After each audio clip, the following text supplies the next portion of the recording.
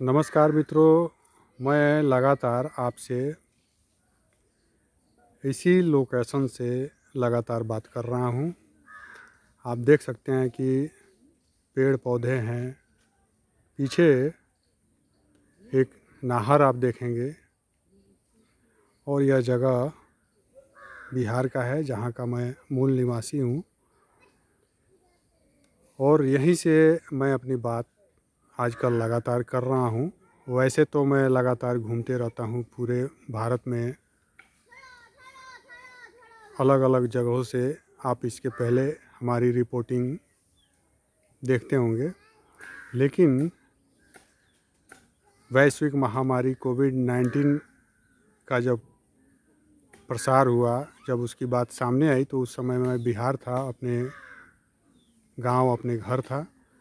और उसी जगह पर रुकना मुझे ज़्यादा सही लगा। और इस समय जैसा कि मैं पिछले कई साल से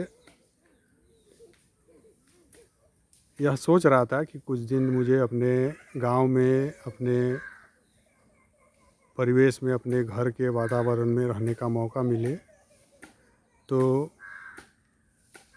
यह मेरे लिए एक अच्छा अवसर होगा। और ठीक इस बीच ऐसा ही हुआ। जब मैं यहाँ था तो इस बीच इस तरह की जब बात सामने आई, तो मैं इसे अपने लिए एक सुअवसर मानते हुए, साथ ही साथ यह बीमारी जल्द से जल्द इस दुनिया से ख़त्म हो,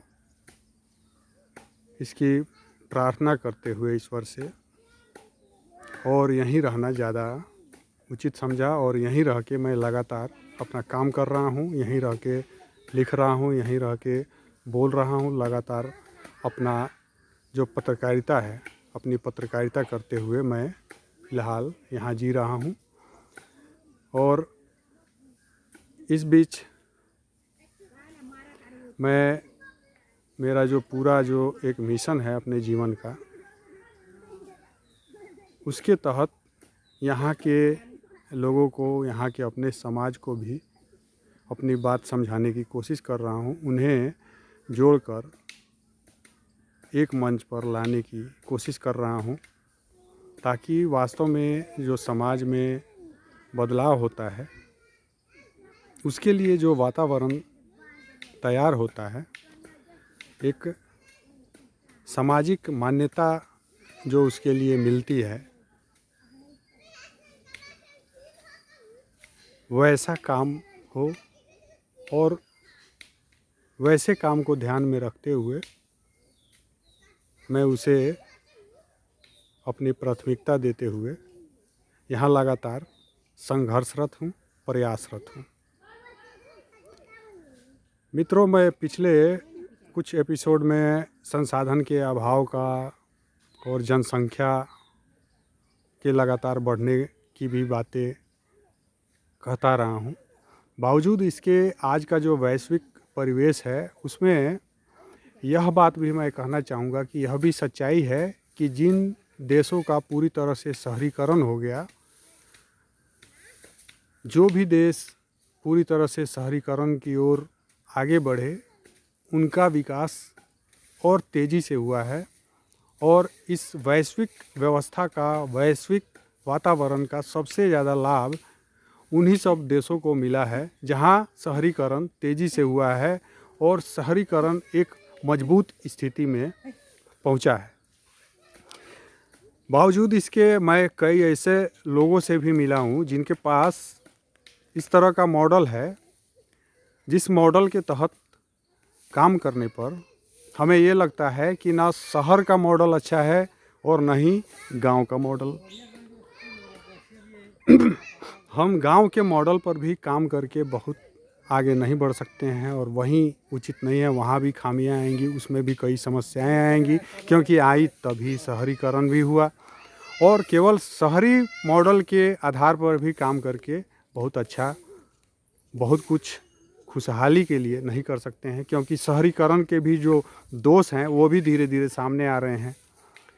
तो कुछ ऐसे भी लोग हैं जिनसे मैं आगे धीरे धीरे अपनी रिपोर्टिंग के तहत आपसे मिलाने की कोशिश करूंगा, उनकी बात आप तक पहुंचाने की कोशिश करूंगा इसी चैनल के तहत। तो उनका ये मानना है कि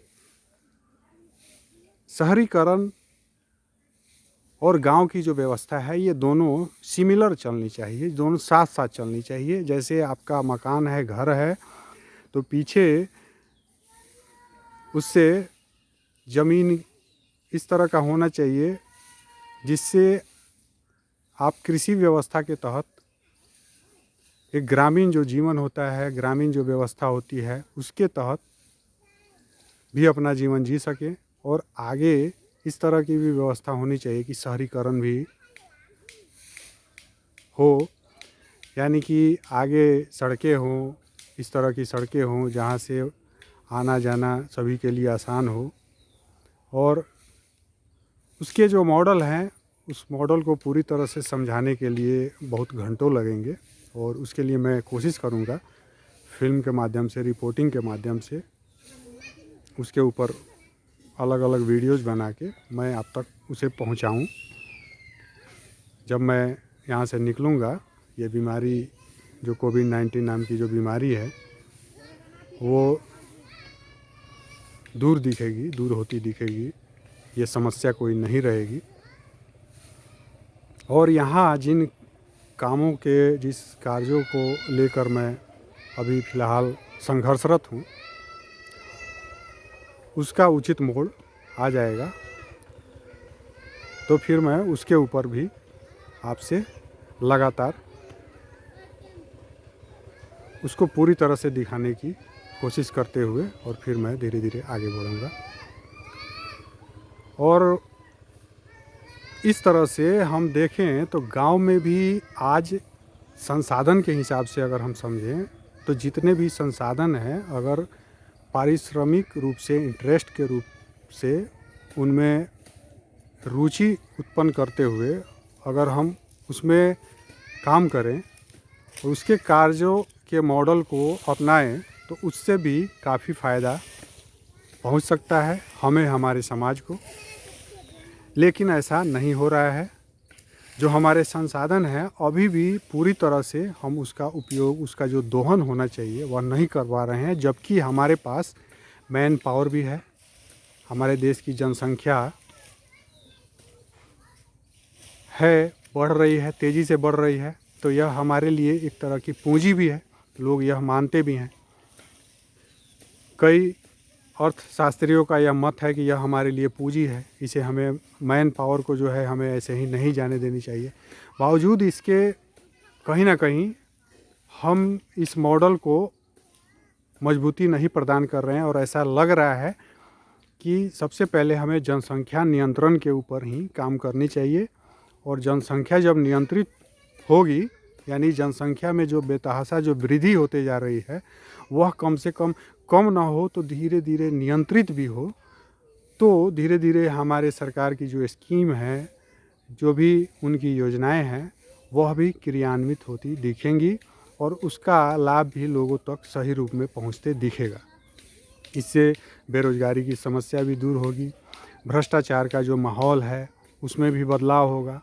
लेकिन मौजूदा समय में जिस तरह से लगातार जो जनसंख्या बढ़ते जा रही है, उसकी वजह से ये जो सुधार होना चाहिए सरकार के स्कीम के हिसाब से, योजनाओं के हिसाब से, वह सरकार की अपेक्षा के मुकाबले बहुत कम दिखती है। बावजूद इसके हम इस निष्कर्ष पर भी पहुँचे हैं कि अगर गांव के लोग, स्थानीय स्तर पर लोग सामूहिक रूप से काम करें, कुछ ऐसे उत्पादन के लिए काम करें जिसके लिए सामूहिक रूप से जवाबदेही बने, एक उचित जवाबदेही के साथ ज़्यादा से ज़्यादा मॉडल पे काम हो, तो भी इससे लोगों को रोज़गार मिलेगी। और बहुत लोग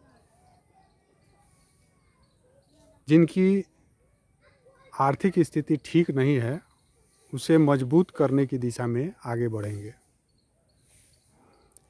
और इसके लिए क्या क्या मॉडल हो सकते हैं, जैसे आज के समय में कृषि योग्य ज़मीन लोगों के पास कम होते जा रही है, इसके साथ साथ हम यह भी देख रहे हैं कि कृषि की जो तकनीक है, आज कृषि की जो व्यवस्था है, फ्लोरिंग के माध्यम से हम देख रहे हैं कि हम ऊपर की तरफ भी बढ़ते हुए और उसी समान जगह में ज़्यादा से ज़्यादा उपज ले सकते हैं। इस तरह की व्यवस्था की जा सकती है। और कहीं ना कहीं यह पूरी तरह से एक औद्योगिक मॉडल है। औद्योगिक मॉडल के तहत काम करके हम इस रास्ते पर आगे बढ़ सकते हैं। तो इसलिए कृषि को उद्योग का दर्जा देने के लिए बहुत सी जो मांगें उठ रही हैं वह भी जायज़ हैं, और कृषि को उद्योग का दर्जा देना भी कहीं ना कहीं आज के परिवेश में सही है, और इससे भी कुछ समस्याएं कम हो सकती हैं। और इसलिए हमें इसके लिए एक सामाजिक वातावरण, सामाजिक माहौल, सामाजिक मान्यता तैयार करनी चाहिए। और हमें केवल इस तरह की मान्यता कि जो कृषि की जो व्यवस्था है या बिल्कुल बेकार व्यवस्था है, इससे निकल जाना चाहिए। केवल इस तरह की मानसिकता को बल देना ज़्यादा अच्छा नहीं है, और इसमें सुधार करने की ज़रूरत है ताकि हमारे देश के अर्थव्यवस्था को मजबूत कर सके, जिससे दुनिया की अर्थव्यवस्था भी मजबूती की ओर आगे बढ़ सके। आज के एपिसोड में इतना ही। हमें दीजिए इजाज़त। नमस्कार।